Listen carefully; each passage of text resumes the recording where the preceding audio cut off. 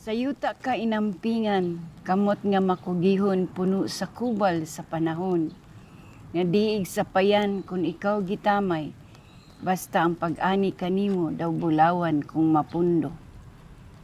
Mao nga ako ania aron kaninyo magmustra, pamasin usa ninyo akong maipasa, kining bulawan nga kabilin pa sa akong lulo ug lula.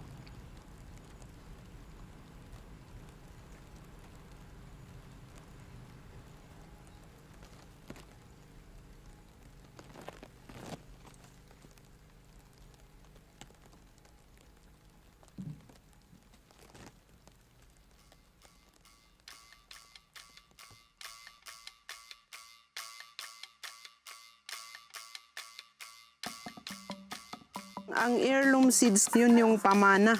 Parang mana mo yun sa mga magulang mo or sa mga lulo mo. I-save yun nato ang seeds nga ato ang makuha gikan sa kutanan. No napos na similya, sigurado ay mayat din quality na. Mayat din next ay generation na. Pero ngayon wala na, hindi na nila alam yung heirloom. So wala na sila access sa bini wala nga kinahanglan mabalik tong mga bini nga sa unang nga mga panahon. Ang seed library, koleksyon yun ng mga buto na for the next planting season. Noon pa yan, ancient times, para ma-preserve o maprotektahan yung mga seeds. There's drought and people lose their crops. So perfect time for those who are into seed saving to offer seeds to be able to help some of these farmers who lost their crops. Yung big companies, ito yung nagbigay ng commercial seeds.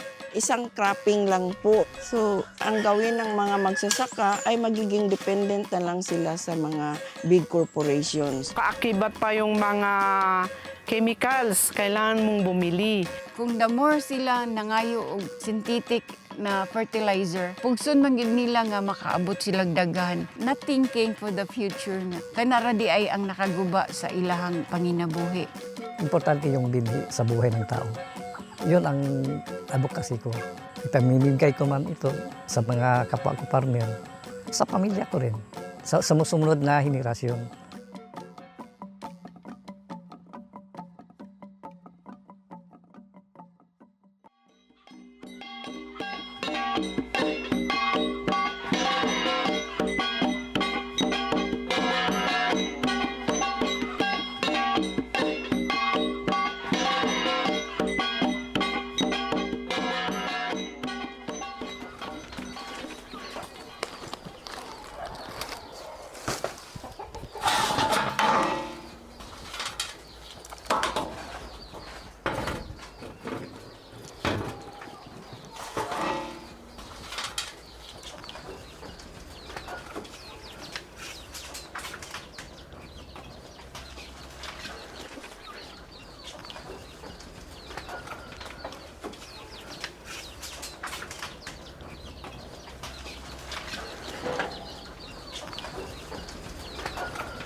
Sin baba.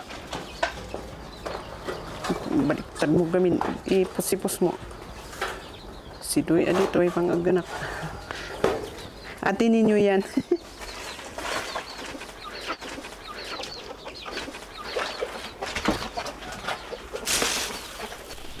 Sa binsito lang ang ginagawa ko, ganito na lang.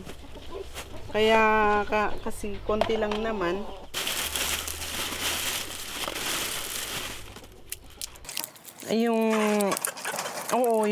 Yung lolo ko, yung mga grandparents namin, sa mother side ko sa Itugon, nagsisib sila ng seeds. Especially yung rice beans, yung dito mga pole beans, tsaka yung mga pigeon pea, yun yung sinisave nila. This is my lola, mother of my mom. Sabi nila, kamukha ko daw yung lola ko eh. So, my nickname was Sayap actually, which is the name of my lola. Kaya siguro naman ako din yung galing niya sa pag-seed ng seeds. Just, naisip ko lang yun na. may happy Lola.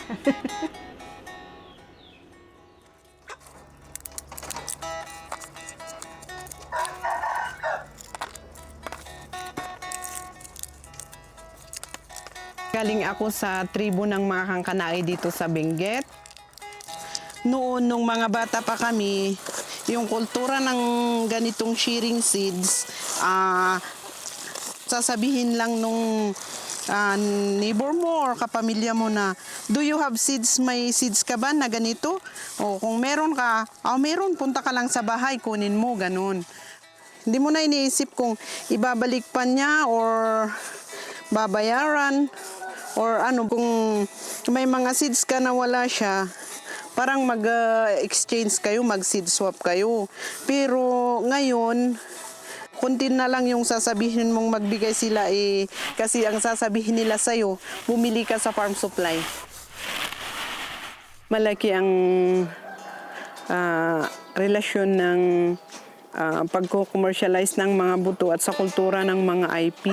Kasi noon, nung yung mga IP lang na nagsisid exchange, mas closer yung relationship nila sa isa't isa kasi madadalaw mo yung kapwa mo, yung kasid exchange mo or yung mga relatives mo. Pero ngayon, instead na dalawin mo sila para makipag-seed exchange, makipagkumustahan, wala na ngayon kasi pupunta ka lang sa farm supply. So, maraming nawawala dun. Yung relation nyo bilang tao, yung environment natin, at saka yung health natin.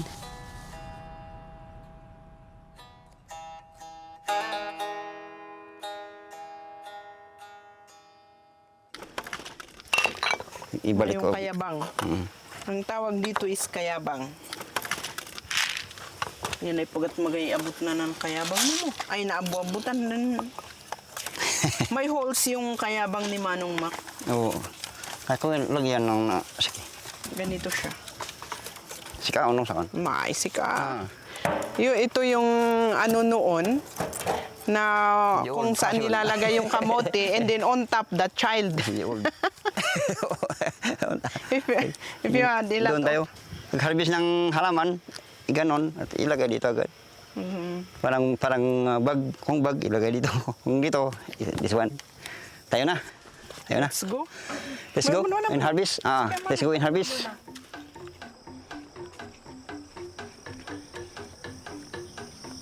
Sakon sa kay kanaoy ni kibungan. Tinatawag namin siyang mountain man kasi galing siya sa isa sa pinakaliblib na lugar dito sa amin sa Benguet, sa Kibungan. Kumukuha siya lahat ng yung mga weeds or whatever sa daan na makikita niya. And then sinasabi niya yung mga gamit noon, paano tinatanim, paano gagamitin. And kinukulik niya kaya marami yun sa farm niya. Yung mga tao, kung kailangan nila nung gamot, tinatanong nila yun kay Manong Mac kung ano ang gamit. So pumupunta sila sa kanya para kunin yung tanim na yun.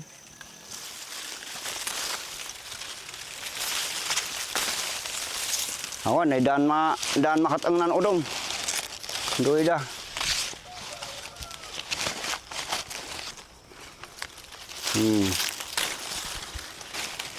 Ano yung may takosing nga to, wadas din nga to. Ay doy. Naoy. Sinaoy. Daytoy daytoy. Sunay.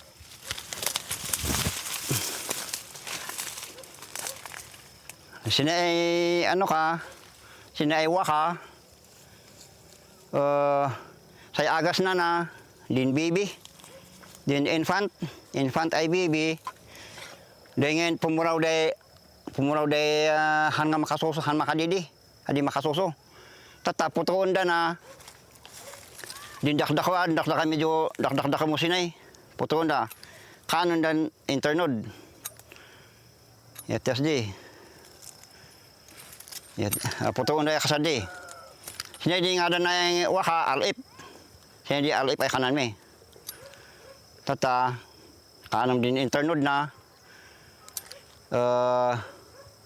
Din usaay sagnunod. tatano din bibi ko adi makasoso tan pinmuraw nga rod ano ka ngay isubom sin tepok na asya ka isibok.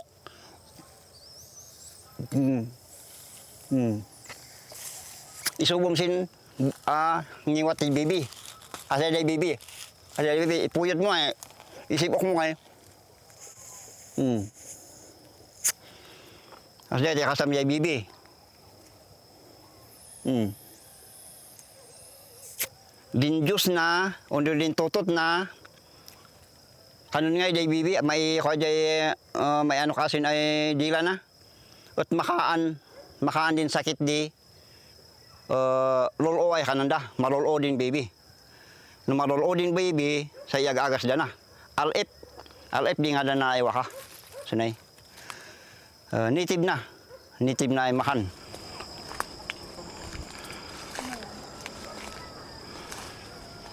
Okay.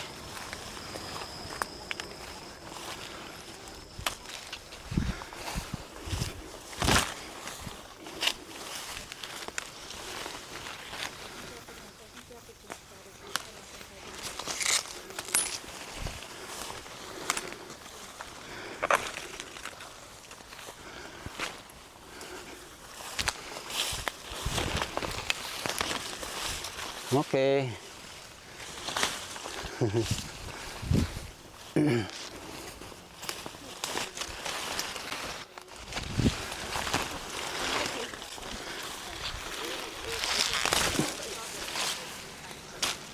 Kami ay magbantay sa communal forest. Mga uniman sa ublami, man ininap kami man ininapon paspasyaron mi din lugar ay waday mangyari, waday madadadaol, ano sinoy manis squat, din ay kananday man ag-agum sin udo may irian di communal forest. Da kami din ang magsimuhon sin bandas di. So nga amok di amon mi di mohon ay surrounding na amo mi di nangudgudengana ya din ay mula ay wada sin isna ay communal ay nay kananda. So nga minandang ngadanan mi kaiway na duma-duma pati din udo may makan ay kayo makan di lamos na ya din udo may makan ay waka ya din udo may agas ay wadas na ay us-usaran di umili nan ubla kay nay importante tan mangipakaam mo si udo may espesi kaman din ay adi amon di udo may ipugaw ay medicinal uno makan kat dakdako body dawat na ay vitamin uno agasin individual uno bawat sa ipugaw. Kalkaro din ay umali ay man umali ay man research sa iman ay estudyante wada mo't di maibingay ko ay maadalda uno mai-apply da sin panagbiagda. Oray mo sini umianda katwaday mailada din mabalay agas uno makan mabali na usaranda tabakan sayang sin espesi ay mailila.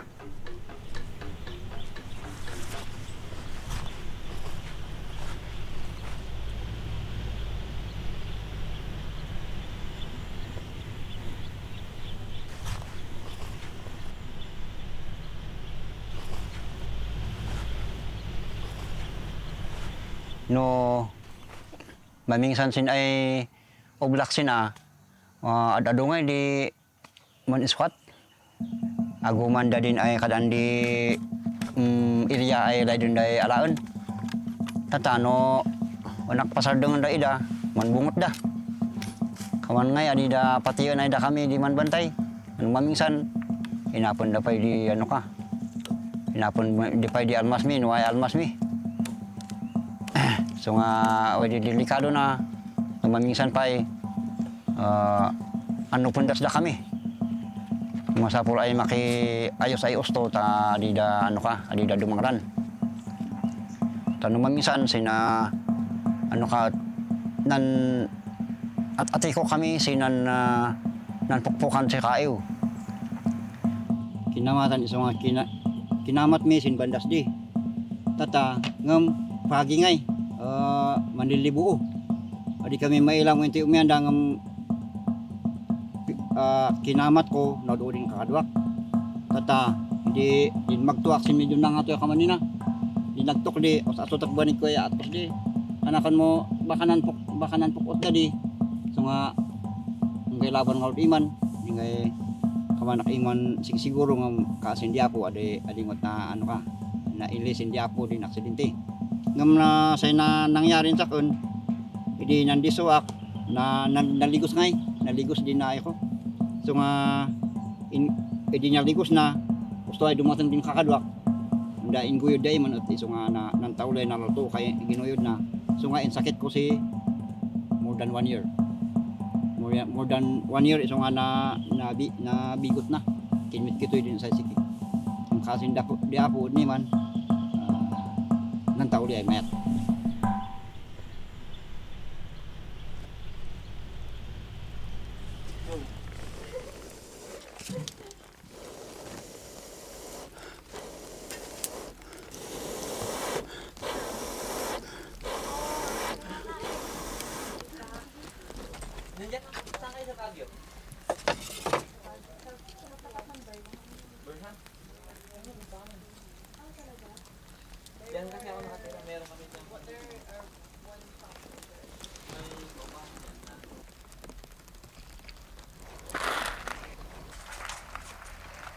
$55 na in the family nila yung rice beans and yung patani kasi yun yung tinatanim nila doon sa Kibungan. Kaya't na nung pumunta siya dito, kumuha siya kasi gustong-gusto niyang kainin. So until now, nasa kanya pa rin yung seeds na yun.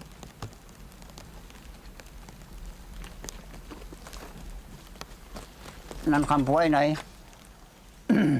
iso nga waday na nasadya na waday suan na pansuan si pansuan si Kail, pansuan si Similya, tamo timpundi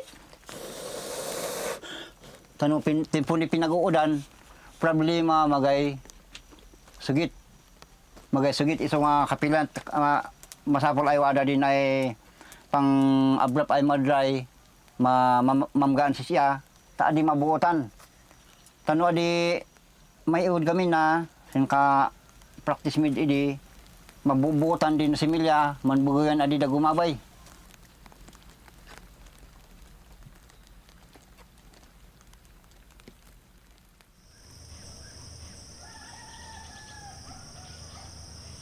Mayaw-awan din udo may udo may mula. Hindi singa umadadado ko ma. Adi amon din anak kay mangimula. Uray ibagbagayan kanan daoton magaypan kulang kanoy income. Ngumod ni man ang may parigatan ay may iwod din si Milya. Wadan to ay manumnum da. Ay di man mula si Milya damot laeng kaman din practice idi ay nen sigudan ay inamamag di paparintis din ka importante yan din may tauli kumadi din na iuday na duma-duma ay sida magadiin kami ipanganno sa mga kami ay ginga kada din baday uno din ay uno may yoyo do may nigay may iwo din uno may nigay so nga iliwan mi din ay inpangpangan mi idi so mabalin synthetic gamin at dinadaon na baka mo siroy wala pa udumay din udumay mula kat mo adi daman synthetic yan ang gay agay aga-agoy apiton datan na iluam din payuda payudi udumay way payuna so nga si diferensya na ni man yan sin idi ay saan bigamin abunod idi wat bulbulong so nga magay dadauron na baw disin luta ya disin panmulmulaan dadoy di pinapractice med idi ay kamayat na. Bakang kimikal ko may mausara.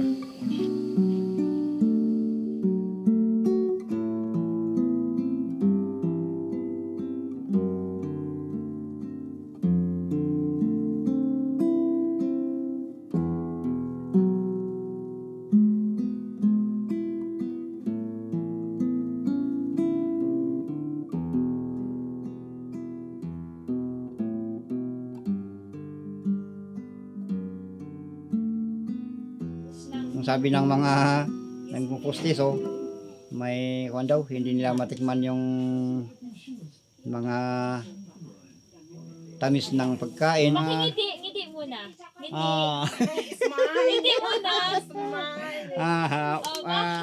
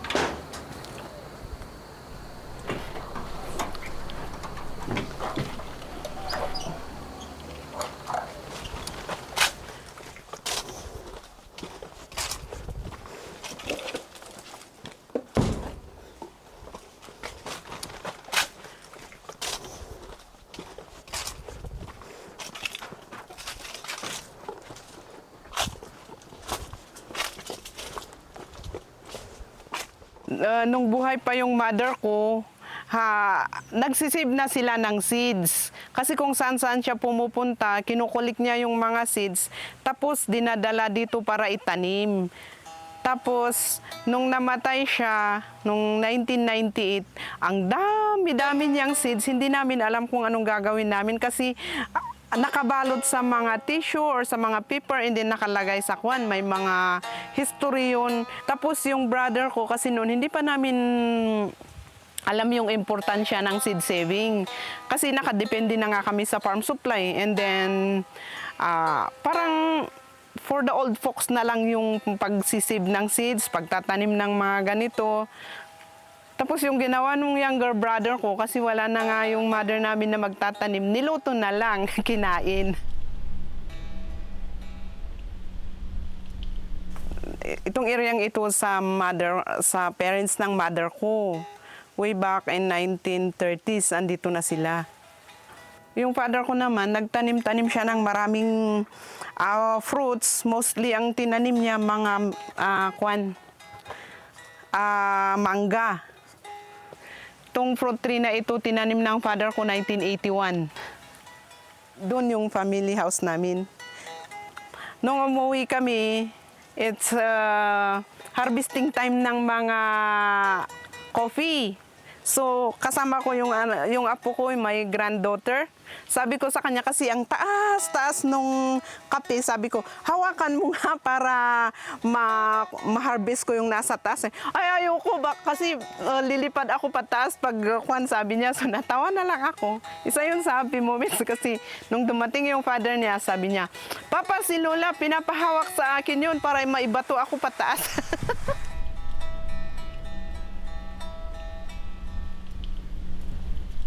Yung parang lagoon sa baba, bakit siya blue? Loaded yan ng chemicals na gamit sa mining.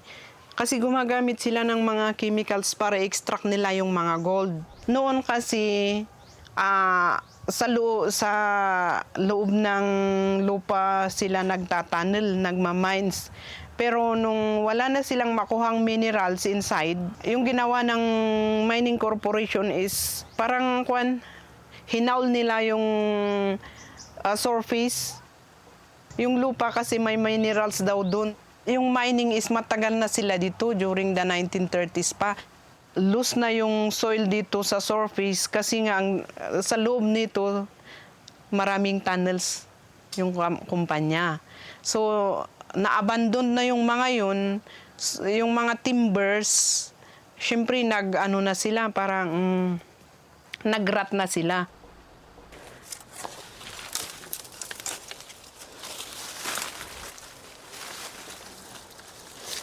Di ko darat sinsa so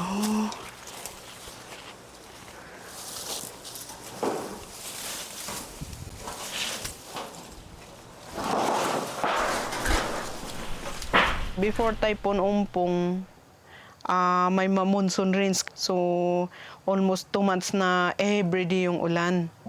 And then here comes Typhoon Umpong. Siyempre, masyadong malakas yung hangin and then maraming malakas yung buhos ng ulan. So, bumigay na yung yung tragedy na yung pumunta sila ng evacuation, dun. Yung maraming namatay dahil sa umpong landslide na yun. Yung landslide kasi galing sa tuktok ng bundok na yun. So, bumaba siya, malakas yung force, kaya nung malakas yung niya yung evacuation area, doon yun maraming namatay. Sabi nila, yung evacuation ay may nagtatunnel, hindi. Kasi yung evacuation is malapit sa bunganga ng malaking tunnel ng kumpanya. Pag landslide, hindi mo naman na tubig lang yan. Hindi ba may makasama yung bato, soil, everything. Dito nga, maraming pine tree sa taas. Nung nag-landslide, wala.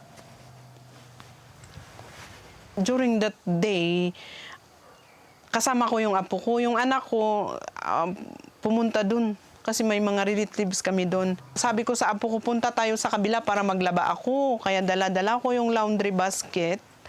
At yung apo ko, pumunta kami sa bahay ng father sa kabila. Tapos sabi ko, balikan ko yung ibang malalabhan dito.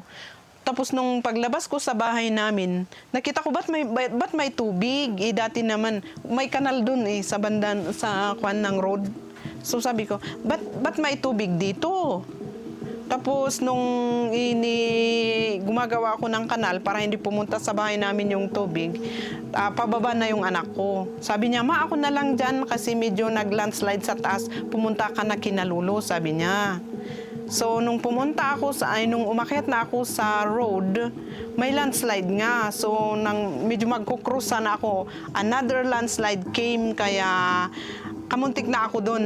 Pero may pine tree na yung galing sa taas, nakahawak pa ako sa branch niya. So hindi ako nasama sa nag-slide dito. Kasi nauna sa banda doon. And then nung nakita ko na wala na yung mga trees. And may isang lalaki din naman, siya yung humila sa akin pataas, kaya tumakbo na kami pumunta doon. And then naalala ko yung anak ko. Siyempre, andito siya sa babae. Baka nung pumunta ako, nakita ko, andun pa yung bahay namin. Yung sa banda rito. Tapos sinigawan ko siya. Magluluto siya ng ulam. So, yung kitchen namin sa banda rito. Hawak-hawak niya yung kalan na may apoy pa. Hawak niya yung itlog na iluluto. Lumabas. And then, sumigaw na ako sa taas. Sabi ko kasi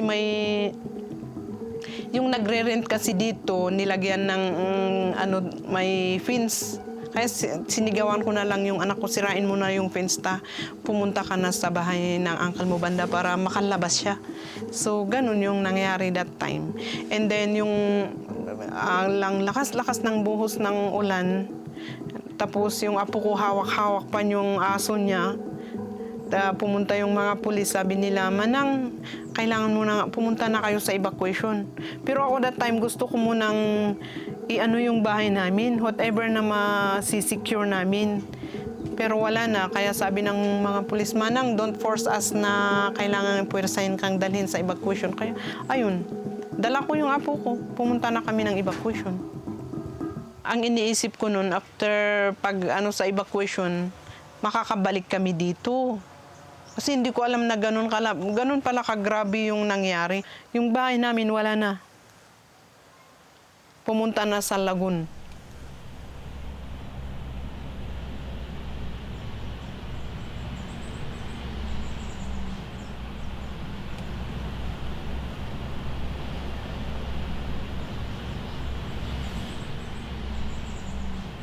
Yung first hurdle ko is yung apo ko.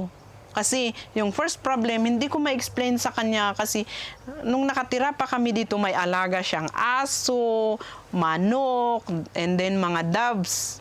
Tapos hindi mo ma-explain sa 6 years old na wala na yung mga yun. Iyak nang iyak sa tas asan daw yung bahay and everything. Where's Dabi-Dabi? Kasi yung may mga pangalan yung alaga niya eh. And then yung anak ko, during the umpong, sila yung nag-rescue, mga cadavers ng mga kasama niya. So, ang comfort lang niya is at least buo yung mga friends niya na nakuha nila. Unlike the others na wala ng ibang parts ng katawan.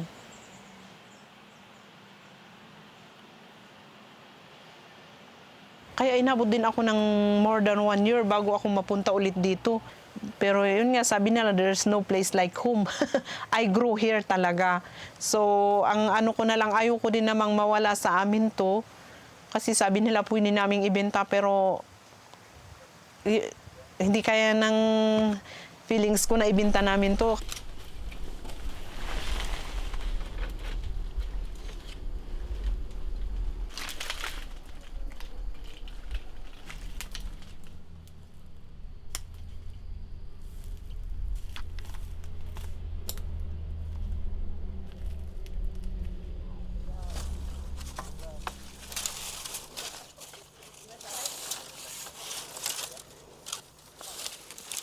Sa ngayon, ang pangarap ko is i-rebuild uli itong lote na ito. Kahit hindi para sa akin, pero at least may para sa mga anak ko, sa mga apo ko, and then for the community. Ang gusto kong ma-share sa mga pupunta dito sa permaculture ko is yung importance of seed saving. Kahit simple sa bahay nila, magaya din naman nila yung pagtatanim. Or kahit sa paso, yung pag-care sa kalikasan, yun ang isang gusto kong i-share sa kanila na sana naman para naman kung ano yung laro, yung mga feelings namin, yung mga nagagawa namin nung mga bata pa kami, mararanasan din ng mga future generation. Hindi yung pag nagkakwento ka na ganito nung panahon namin, anong panahon ninyo yan? Wala na ngayon, hindi na namin makita mga ganun na sagot. Gusto naman namin ma-enjoy nila yung kung paanong mahulog sa puno habang nangunguha ka ng mangga, kung paano kang habulin ng kaibigan mo pag tinakbo mo yung mga na-harvest niya, ganun. The joy of living in the farm, in the gardens na lang, ganun.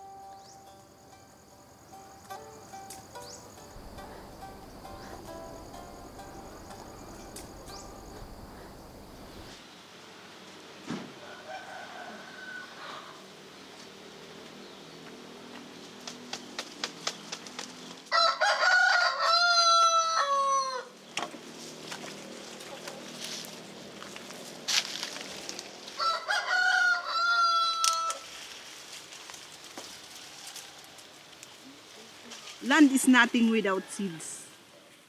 Kasi without seeds, may tutubo ba sa land? Hindi mo naman may titingnan yung tigang na lupa, di ba? So, kailangan may seeds ka, may tanim mo para mapaganda mo yung lupa, magkaroon ka ng food with the continuation of buhay ng mga tao at hindi lang yung seeds. Sa family namin, because my mother came from Kibungan, may pinsan siya doon na umuwi noon ng Itugon, kumukuha ng mga seeds ni mother. Last year, when I met my cousin at BSU, nasabi niya sa akin na meron sa akin yung mga seeds na nakuha pa ni mama sa mama mo. I got so excited nang sabihin niya na yung seeds na hinahanap ko, meron sa kanila. Na yung seeds na yun, galing pa kay mother ko nung buhay siya. It means to say, that was 20 or more years ago. So, na yung pinag-uusapan namin na seeds, binigyan niya ako ng 2 pads, so ngayon meron na sa akin. Halos maiyak nga ako eh. Parang, I feel connected to my mother again. Yun pala yung feeling pag after how many years masasabi na lang nila na ito galing sa mama mo. Oh my God. At least patay yung mama ko pero buhay pa rin yung mga seeds niya, di ba?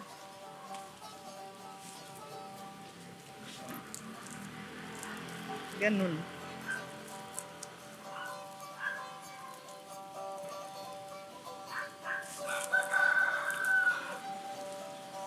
Kaya nung napatubo ko yung seeds, andyan na.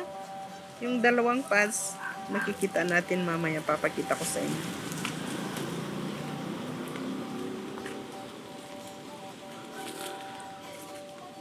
There's a sense of belongingness. Mayroon palang ganun. Even me, doon ko lang na-feel yun na ganun na. Parang feel at home ka.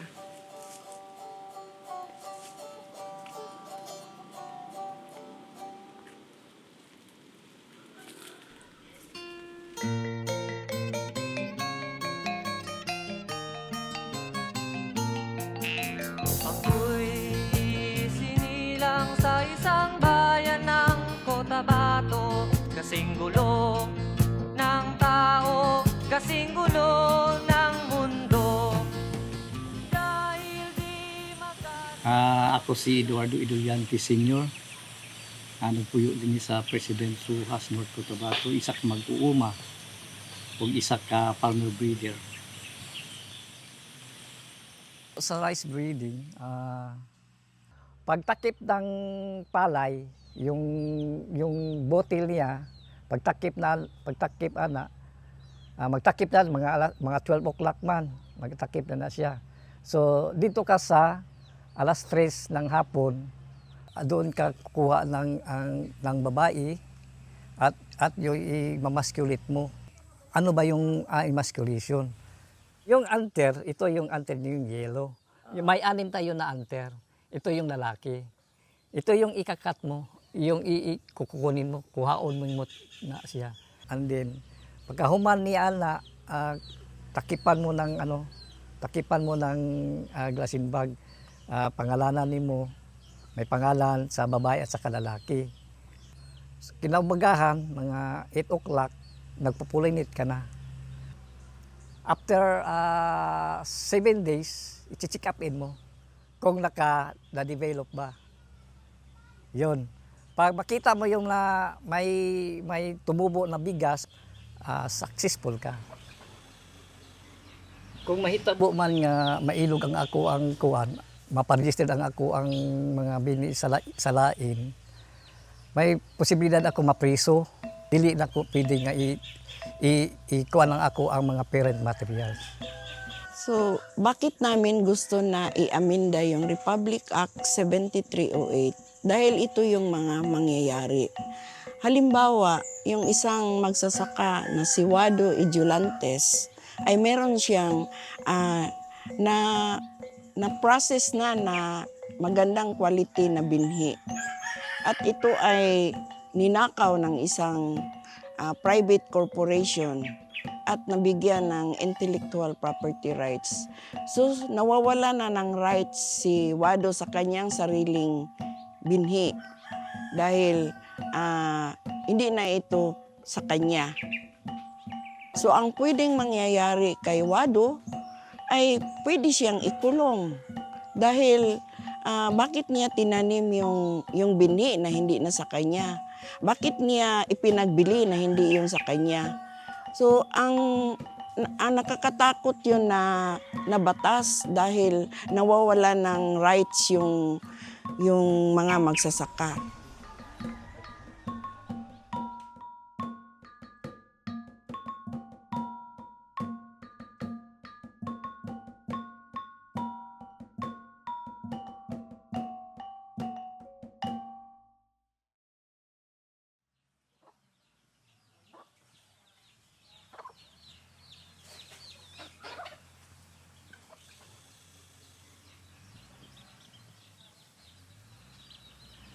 ang pag-uma sa akong papa is natural farming.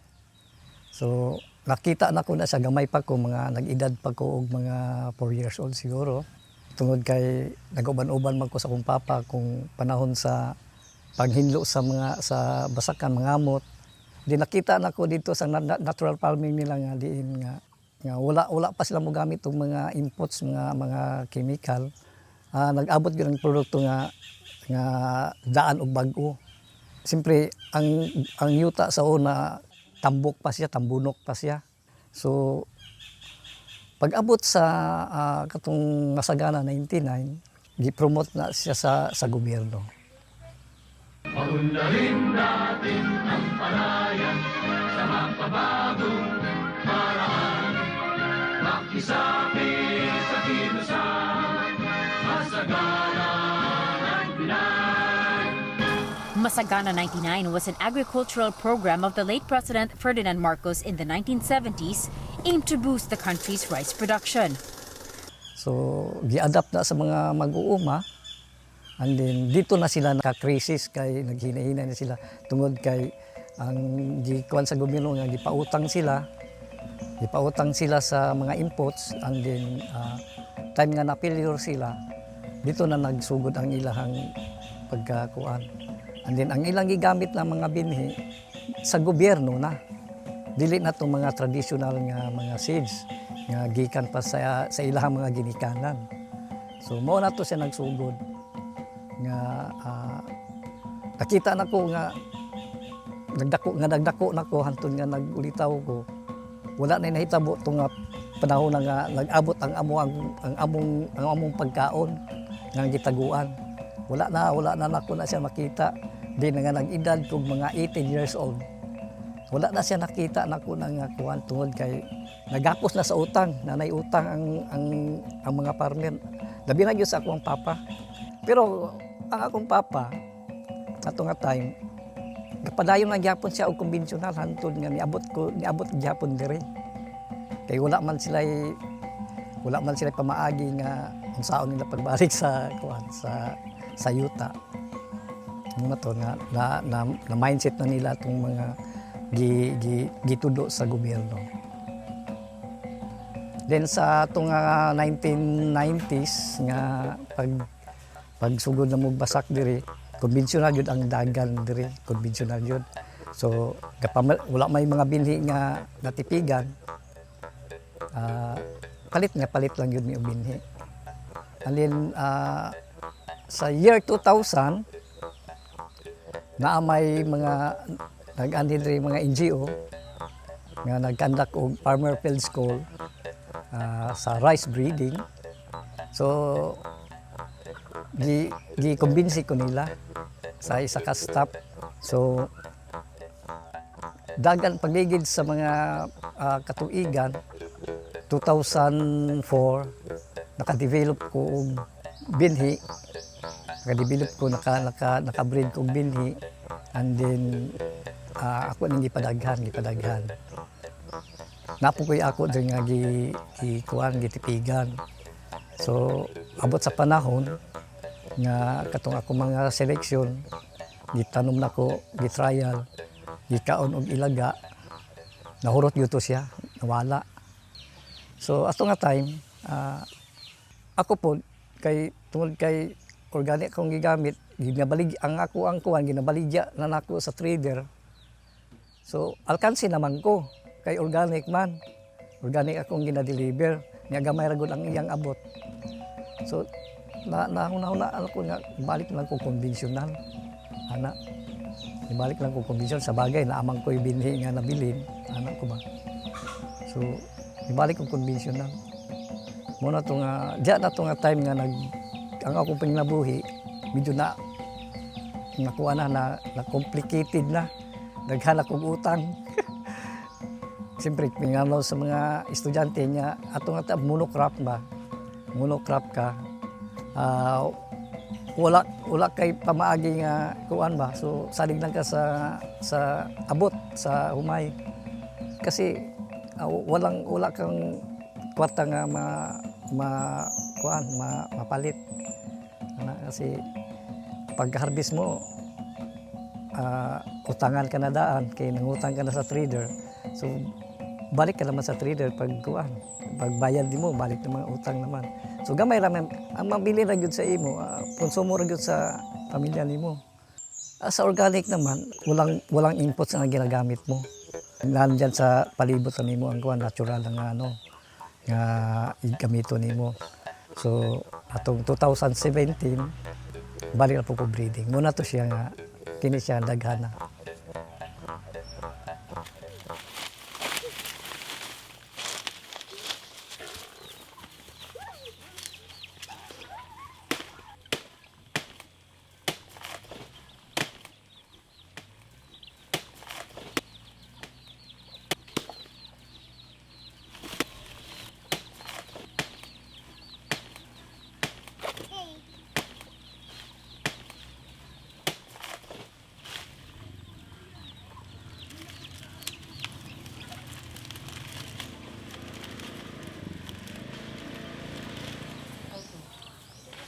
Doon na siya pumunta yung usok.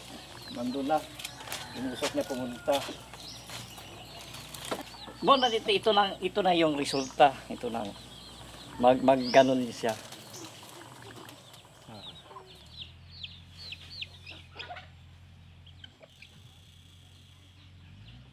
Meron akong experiment na ginagawa kong dita.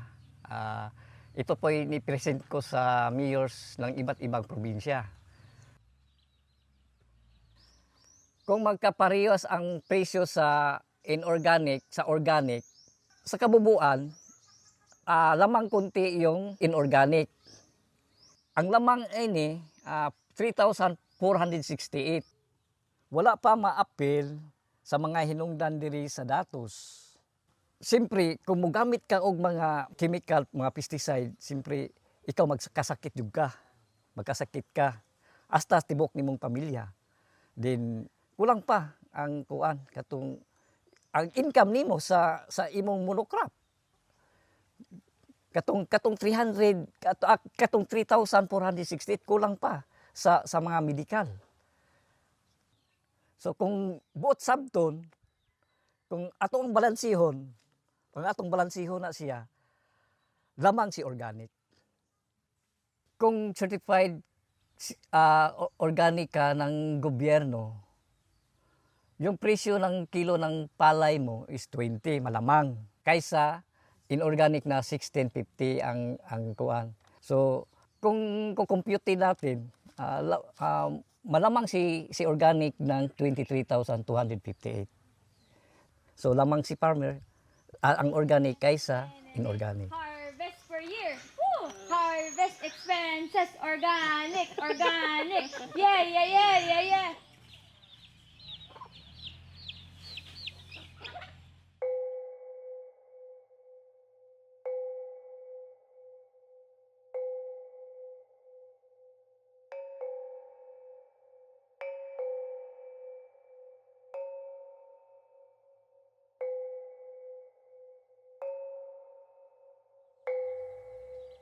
Kinahanglan yun nga nagyud tay kanang katungod sa binhi.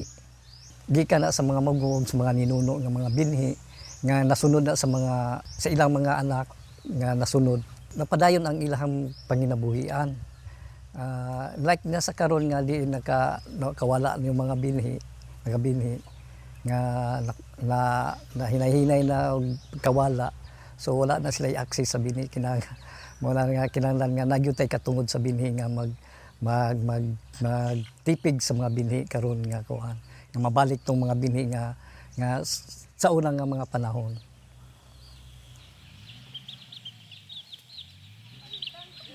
Okay, go!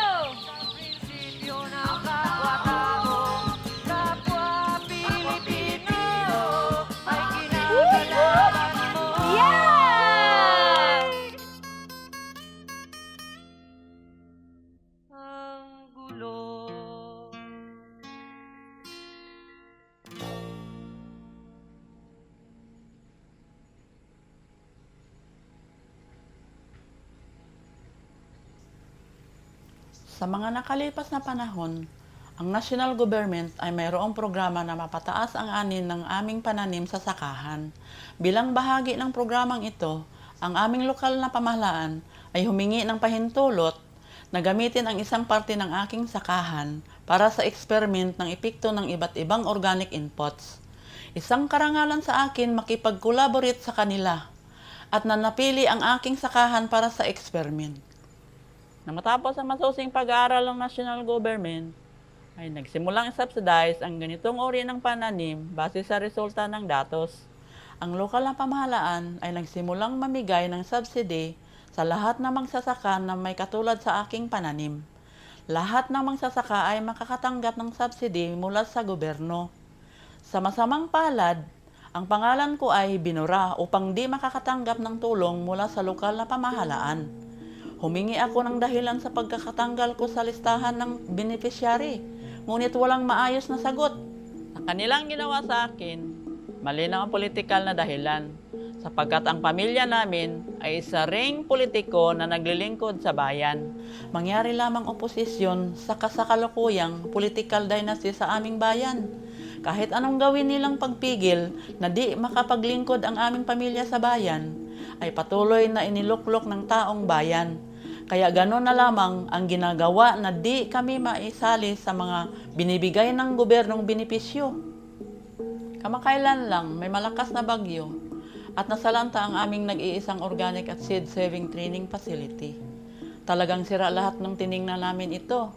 Maraming mga magsasaka mula sa iba't ibang lugar ang nakadepende dito para sa mga serbisyo sa pag-save ng binhi, kaalaman at pagsasanay. Malaking kawalan talaga ito sa amin na nag-organic farming at seed saving. Sa kabila ng lahat ng hirap namin dahil dito, ang aming LGU ay walang ginawa para tulungan kami. Sa totoo lang, mas pinili nila na di kami tulungan kahit na nakasaad sa ating saligang batas na suportahan ang mga ganitong klase ng facilities. Isa rin akong aktibong nagsusulong ng organikong pagsasaka. May mga bagay na kinakailangan ilapit sa aming lokal na pamahalaan upang idulog ang Section 60 ng Republic Act 11511 na suportahan at palakasin ng mga LGU ang Organic Farming Seed Center, ang batas ng organic na may kaakibat na pundo. Ngunit nang lumapit kami sa aming LGU para ipaayos ang aming center, ay umayaw sila at sabi ay wala silang alam sa RA 11511. Nakakalungkot lamang isipin na kung kasama ako o mabanggit ang aking apelyido sa aming organisasyon, ay nawawala ng saysay ang aming pagsisikap na makipag-collaborate sa LGU. Gustuhin ko man tumulong sa mga kasamahan ko dahil isa rin akong aktibong opisyalis ng aming magsasakang organisasyon, ay sinabi ko na lang sa kanila na sila na lang ang lumapit at baka sakaling may suporta sa advokasya ng organic. Hindi lang ito ang pagkakataon na naramdaman ko ang pagkukulang ng aming lokal na pamahalaan at hindi lang kami ang nakaranas nito. Nalaman ko din ito mula sa mga kasamahan kong magsasaka mula sa iba't ibang panig ng bansa. May takot kaming ipahayag ang aming saloobin dahil baka ikapahamak pa namin ito o di kaya mapahinto ang pag-usad ng aming mga inisyatibo. Pero kahit pa man sa mga pagkukulang ng ating pamahalaan, nagawa namin ng paraan sa baba. Kamakailan lamang, nagkaroon ng matinding pag-ulan at pagbaha dulot ng bagyo na winasak ang aming seed bank center at maraming nasirang sakahan. Maraming nawala ng kabuhayan dulot ng kalamidad. Patuloy kaming magsasaka sa hamon ng buhay na maibangon sa pagkakaisa ng seed exchange. Dahil wala kaming tulong na tanggap mula sa pamahalaan, di na namin maibangon ang aming seed center. Pero kailanman, hindi ito maging hadlang para maipagpatuloy namin ang pagiging isang seed saving community.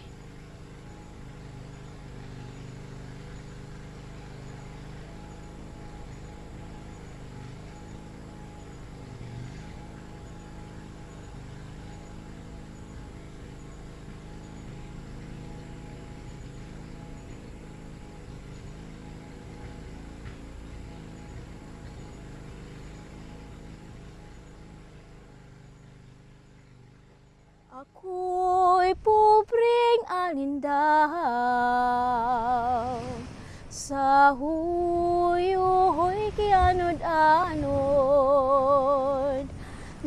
Mangita ug kapanibaan ahay sa tanaman ug sa mga kapulakan.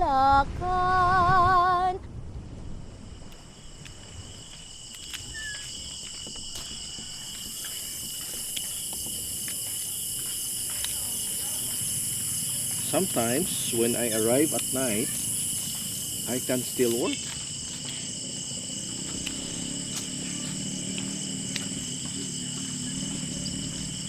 Whew.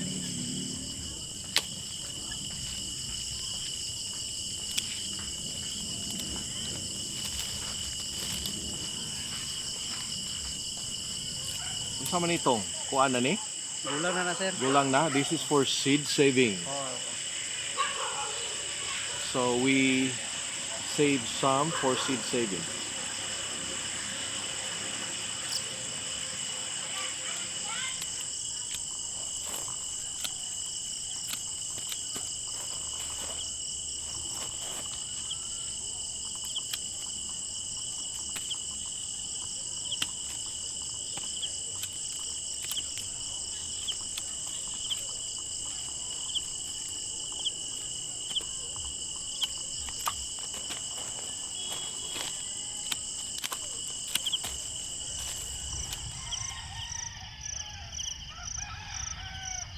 I visited this in 2021, and right away I fell in love with the place, with the view. It's a panoramic view, 300 meters above sea level, 62 kilometers away from the city. So that day when we are to meet the owners of the property to sign the document, we went to mass and asked for guidance, and we heard the priest saying, "Welcome to the first day of the season of creation," with the theme, bringing back families to the oikos of God. So that's where the name of our farm comes from, oikos. So the meaning of oikos, when we research it, it comes from a Greek word that means ecology, environment, economy, but its spiritual meaning is something like family, property, community. All these years, part of my plan is actually to semi-retire at the age of 50. As early as when I reached the age of 40, I was already actively looking for farm lots.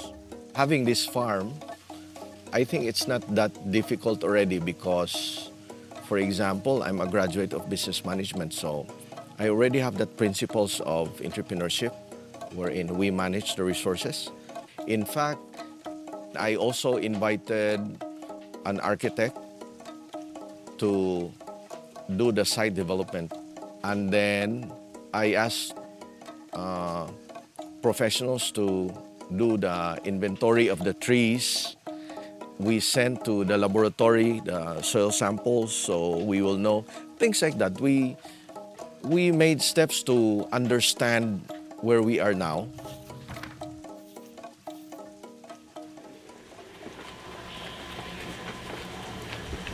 Welcome to our nursery. It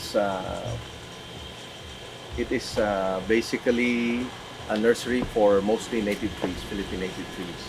Now, here we call it Siloy Plant Nursery because this is where the critically endangered Siloy bird, English name Black Shama, nested, and we were able to document it. So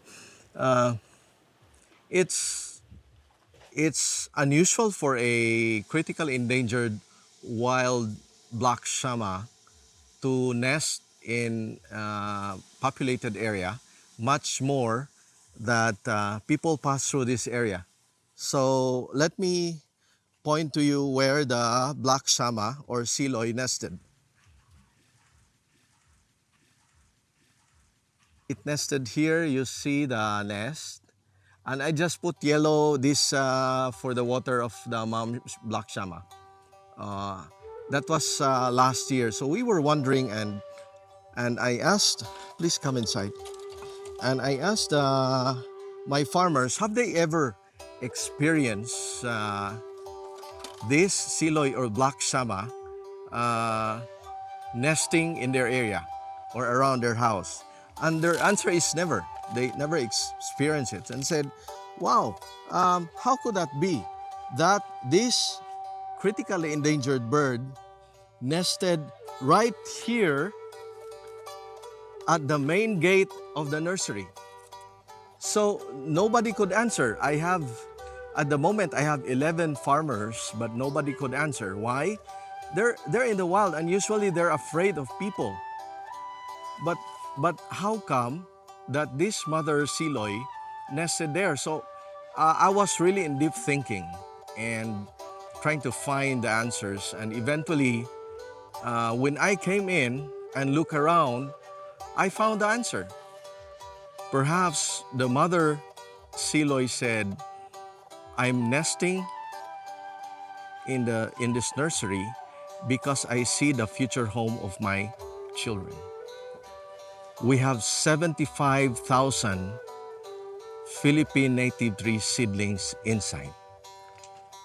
Many of the native tree seedlings we have are threatened, vulnerable, endangered, and critically endangered, both as recognized by the Department of Environment and Natural Resources and IUCN. There's a lot of things to appreciate of the Philippine native trees because we know that planting native trees is easier than importing ones.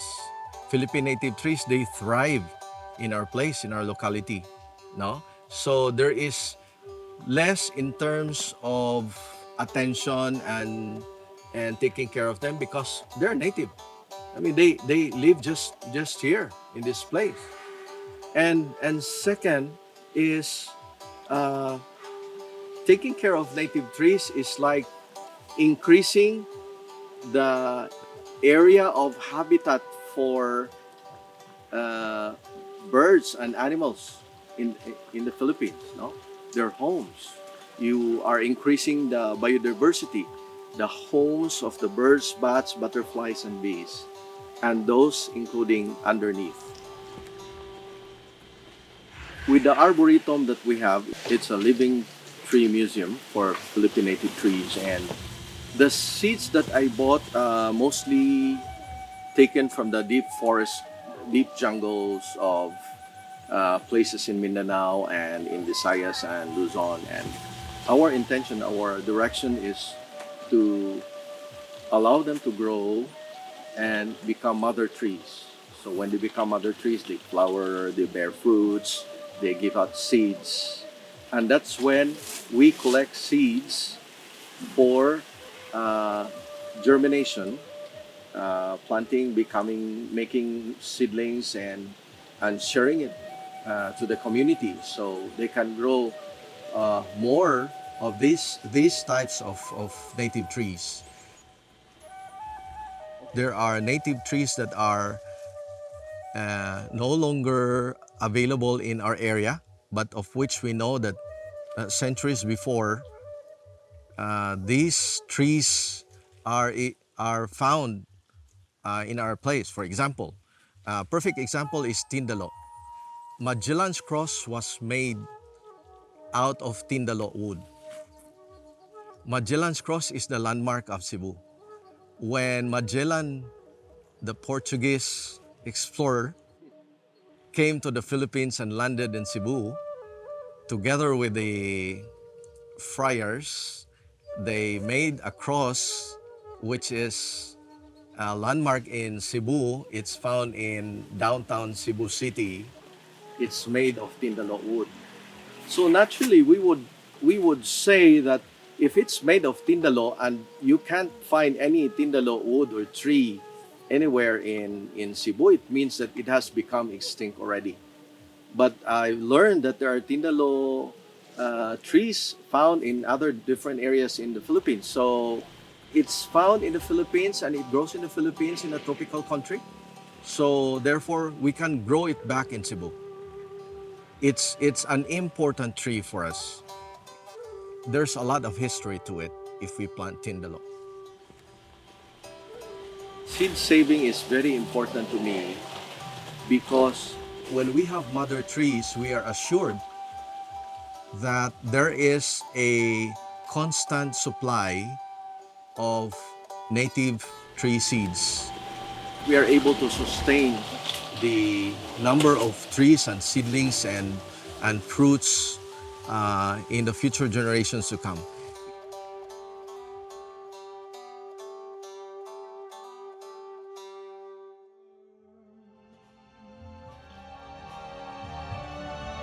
Yes, I think to myself,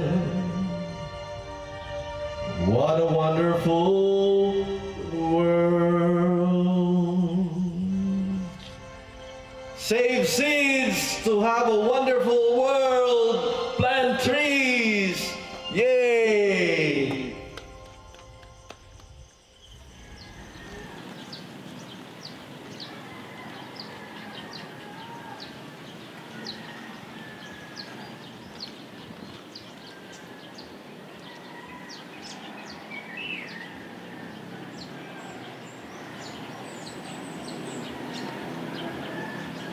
I have planted kabog on my farm. Noon, doon sa sa purok. Di na ko makalimtan is that tubo siya. Oh, healthy kaayo ang kabog. Pero merong kanang unsa ni plat ngadto. Ako ang gipakaon sa langgam. Biyaan ako pakaon.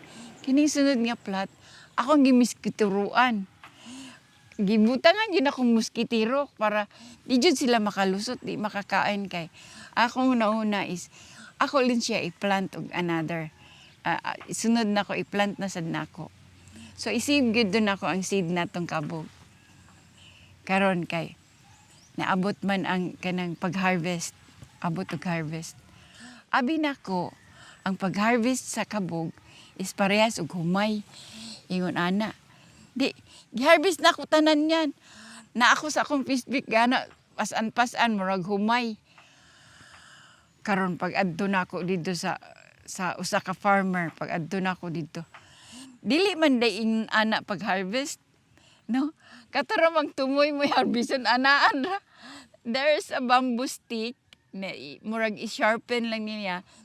What's this? Slanting lang. Moro to imong kuptan niya. Dayon imo hatong anaon, pikon ra, madali ra siyang makuan. Inana ra kadaghan imong kupton murag flower. Inana ra kamubo. Kay ang iya ramang kuan mo uhay mo imong dili na dito i-appeal tong mga stocks. Pero na ako dito, I'm proud of it na ako'y kabog. Proud, nagkayamukat ang kabog. Inana, iko, ang kabog di ay ganana ra. Kay nikaw man din mo kanang buwad, imo dito siyang giukon. Wala na laing trabaho kundi kato na lang igiok no siya to separate the. So, but I am proud. Talagang pinagmamalaki yung kabog ko. I have harvested kabog. Nagsugod gid sa paghimo og budbud kabog sa amo ang pamilya ang akong lula. She practices cooking budbud kabog before World War II. Mauna iyang panginabuhi, food maker. Ang iyang nakita nga kwarta gikan sa paghimo og budbud kabog. Kana bitong kabog, maabot gina siya, makit-an gina nimo pag naay bitay party. So, labi na sa kanang special nga celebration, naagi na ang kabog sa amua. Pagkamatay sa akong angkol, wala na may nasunod sa akong angkol, muna nga, ako na lang sad ang isunod sa paghimo sa budbud kabog. Pagkahuman sa pandemic, ubos kayo ang presyo sa kabog, kay kinahanglan man ang mga farmers, makabaligya sila sa kabog, kay kinahanglan ba nila ang kwarta. After a few months, kay wala naman, nabaligya naman nila ang mga kabog, ni diretso sa kataas kay tanan. Muna di ni nakaproblema mi kung saan na mo ang pricing nga taas naman kaayo ang presyo sa kabog. Mga 6 months after nag-start na mi og farming kabog. Ang pag-abli ani is arira sa may tumoy and then diretso imuharang kasi sa mo ni siya inaong sa kabog. So ready. So this is the traditional way it's eaten. It's peeled like a banana and then just eaten straight up. It used to be popular as I was growing up and then it disappeared. And then it has returned thanks to them bringing it to our markets.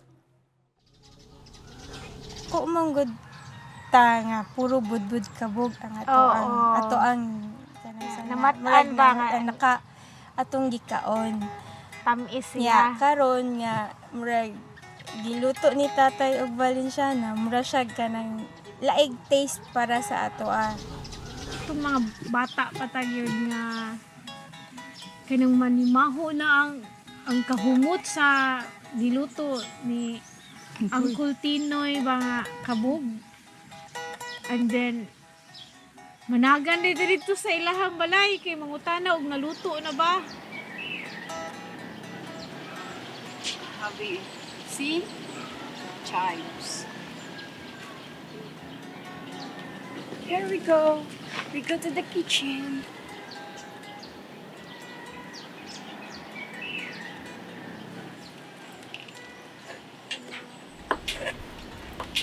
ang si mama mura na siya whole package tibuok na siya so tanan ang iyahang mga talents iyahang mga skills giyahan ang gipang mura bag iyang gihati-hati sa amo ang tulo lahi-lahi man mi og mga special mura bag sa mga talent or skills or unsa ba na itawag sa ako sa luto niya nga side sa iyaha nga side which is naman siya pangamot kanang naasa kanang dili maulawon inana kanang may pagka kuan and then ay mo ganina nisultigi ko sa lutong ako kay sa ako ang sa among ikatulo kay grabe to mang rakit bitaw na gito siya art gito iyaha pangamot so katong amo ang maestra. What inspires me most kay mama is ang iyang hardworking siya. Resourceful. Hardworking, tapos yung mga ginagmay nga mga kuan and then turn it to beautiful thing. She's a leader. No? Yung nagdako manggol siya. Ato nga nagdako manggol siya nga kana baga ni hindi mo ganda siya diri nag-eskwela high school sa Cebu City sa Abiliana. So, travel gyud siya na. Ay kani adto is wala ba kanang enough gyud nga allowance nga ihatag. So, mo nang mangita gyud siya og paagi nga mabuhi siya ang iyang mga agriculture man iyang papa. So, daghan siyang mga tanom, daghan mga saging, mga lagutmon. So, mo na iyahang dalhon sa syudad. So, mo na iyahang naigo nga consume for the whole week. So, aron lang gyud nga makahuman siya sa iya pag-eskwela. So, ingna na iyahang klase sa kinabuhi nga. Murabag dili siya magsalig sa kanang hatag sa uban. Mas may pa nga siya na lang mo ay muhatag. Ingna na. Mo-offer siya sa iyahang kaugalingon para lang gyud nga ma-successful. Ang role nako sa gitrabaho sa ako ang mama is ang pagluto. Ako ang may pinaka maulawon, sa ako ang naasa balay.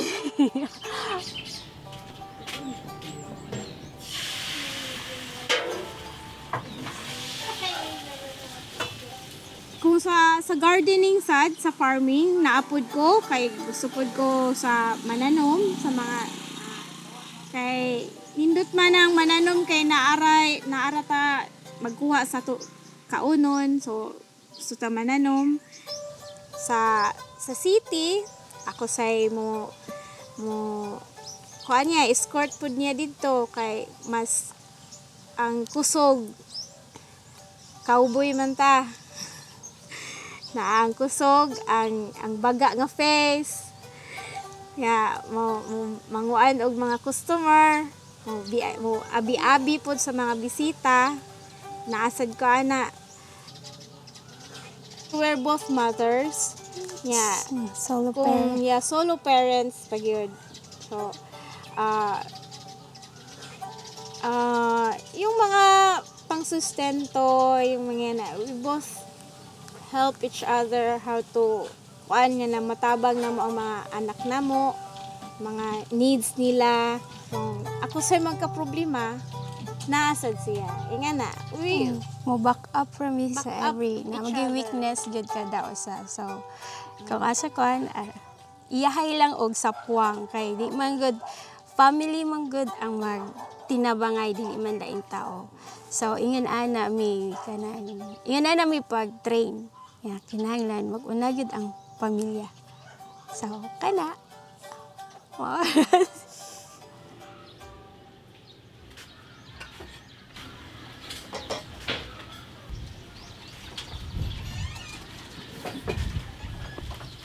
Isa, dalawa, tatlo, action! Uy! Ako mga ganahan ka lola kay pagtanom niya unya hatag kog gihatag niya na ako makaon. Tabang ko ka lola tanom sa gulay og pagbukbo sa gulay. Unya pakaon sa manok og sa isda. Unya pag limpyo sa grass og sa community kitchen. Og nagbaligya sa vegetable ni Lola. Ang ganahan na ako sa budbud kabog kay ang taste og ang gipotos. Para matabangan na ako si Lola, ako ilimpyo ang down sa saging para ipotos sa budbud kabog. Dayon, ang sapal kay dirty naman na ako gipakaon sa manok. Dayon, nag-let it go dayon ko. The sapal is looks like a snow. That's why I let it go. Parang anay.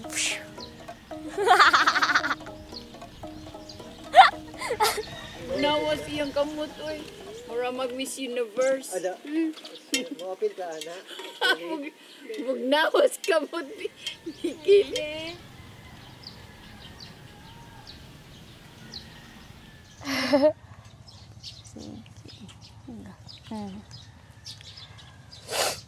Yeah.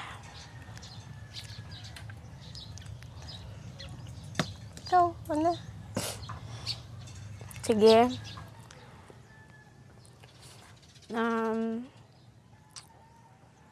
Nasud ko sa Sogod Police Station. Na-detained ko dito for 1 year and 9 months. No?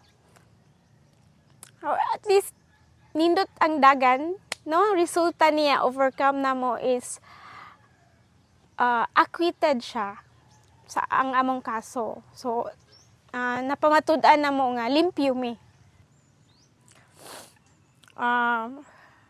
Mo to, bisag kuan ko sa kamingaw, sa ilang presensya, nagpangita ko nila, agwanta.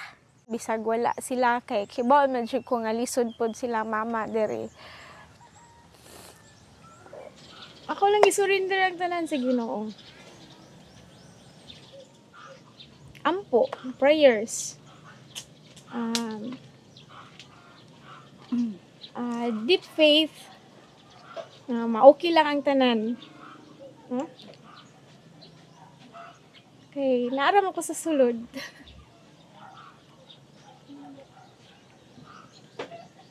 You have to be strong. Kanang ato nga time rabag kanang ang tanang trials na abot. Gisukod jud ni tama. Maski physically wala siya sa amo. Iyang prayers nako na kayo nagtama sa okay. Dili ba yan? Ang iyang mga anak puro babae so need unta nga naasad siya unta. So nibarog sa ni isip nga mga isip inahanap sa nila. Diha pa mi sa district hospital sa Damulog. Kuan guys, kanabang ato nga time naabot sa time nga nag 50-50 siya. Kanang murabag mabuhi ba or kanang naa ka sa punto nga nagtan-aw ka sa imong mama nga oras na ba nga tungod lang sa sipyat ato nga time nakamatngan man ko sa iya nga mangano nang hupong mangka nya ayo mo dextrose lagi wa makabti og pila ka oras nahurot ang usa niya kabag di wala ra so ako kita makuan man kita yun no may buong man kita nga kusog ang iyang patak so akong gi-adjust akong gipahinayan pero late na kay naka-absorb naman siya daghan nga dextrose so ni-effect ang iyang dextrose pagkakadlawon so nga mo na to na nakuan na da iyang heart na dito na ang tubig misulod na ang tubig sa iyang heart so nagpneumonia man siya so hina iyang baga ang iyang heart napuno sa tubig which is maglisod gyud siya ginhawa so naabot gyud ang iyang oxygen sa iyang lawas 54 mga nana ubos kaya so murag ning wak kamo ra ba yang duha ako ra ba yang siya so ang akong giingon siya ma dili ta mamuli mahanga ingon ani nga kanang sana kaya nga to ba ato purpose nga ari ta is magpakaayo ka so mo to gihatagan pag another life yeah.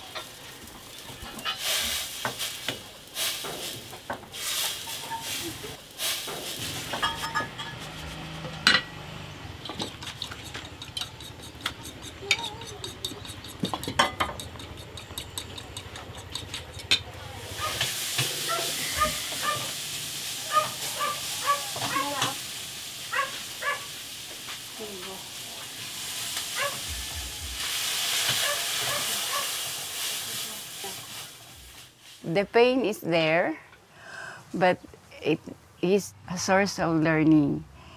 So, mauna nga naami. Kay, we have learned a lot. You have the smile to release the pain, no? Kasi you have to move on. Here we start now, the seed, the food, and the organizing or the family, no? Not only for us, the family, but to the community. Okay, ready? Ready? 3, 2, 1, go! Budbud kabog! Uy, galing!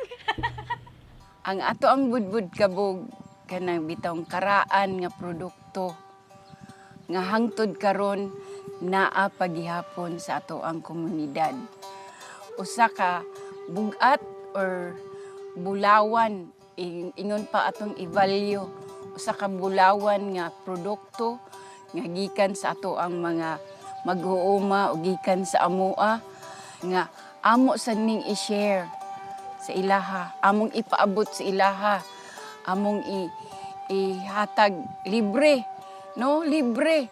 Amo ning ihatag ang impormasyon, ang kuan ngadto sa ilaha kay aron ila sad magamit, ilang maampingan pod.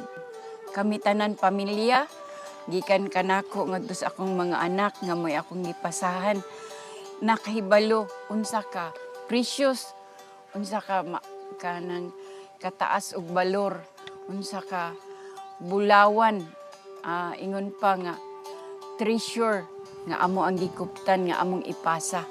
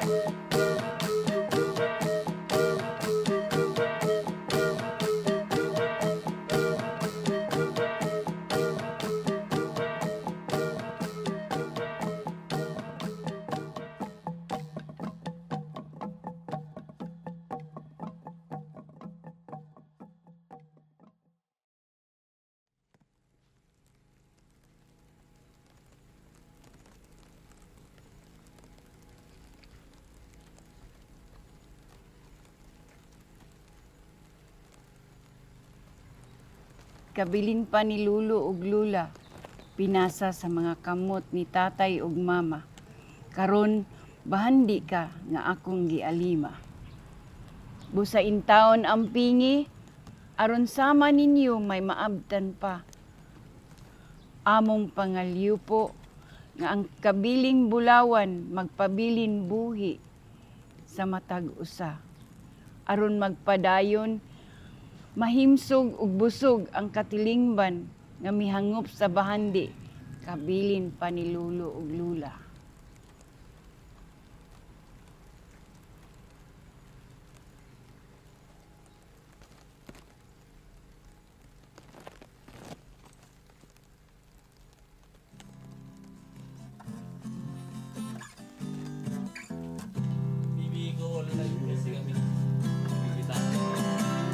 There's a dove to do, there's a prize to win. Follow me. Farmers follow us,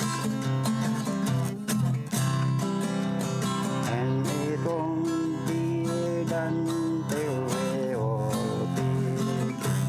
Lose your things with a grin, follow me. Follow me, farmers follow us. When you think you really did, that's the time to lift your feet and follow me. Farmers follow us, pick them up, put them down and follow me. When we reach the top, by then all down, follow me. Boys, the farmers follow us. When we do our best, by then all alright. Till you drop, don't you stop and follow me.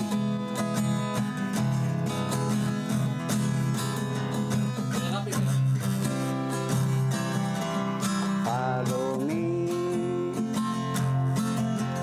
farmers follow us. When you think you really did, that's the time to lift your feet and follow me. Farmers follow us, pick them up, put them down and follow me. Follow me, farmers follow us. When you think you really did, that's the time to lift your feet and follow me. Farmers follow us, pick them up, put them down and follow me.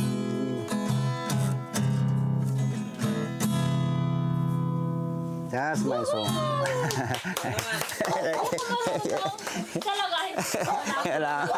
Sige, sige. Ikaw na.